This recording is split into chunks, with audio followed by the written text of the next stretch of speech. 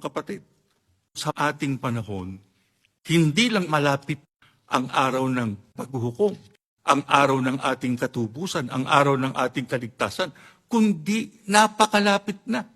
Sapagkat hindi na po nababago ang pagtindi ng mga bagay na nagaganap dito sa daigdig na ipinahayag ng ating Panginoon Kristo noon.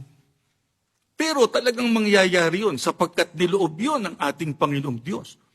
Pero ano ang kinakailangan nating matiyak? Tayo, ng mga nasa loob ng Iglesia ni Kristo, na pinangakuan ng kaligtasan. Anong dapat po nating matiyak? Ang tayo ay makarating sa piling ng ating Panginoong Kristo at sa piling ng ating Panginoong Diyos. Kailan yun? Sa araw ng ating kaligtasan. Para tayo makatiyak ng ating katubusan, ng ating kaligtasan, anong sabi sa atin ni Apostol Pablo?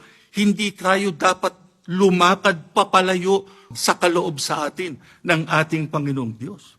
Ang kailangan sa atin ngayon, mga kapatid, naninindigan at ano raw? Matatag. Kaya napakahalaga ng pagsamba. Kasi dito sa pagsamba, dito tayo tinuturuan ng aral na doon natin dapat itutok ang ating sarili para tayo makatiyak ng kaligtasan. Hindi tayo madaig ng mga nangyayari sa ating paligid.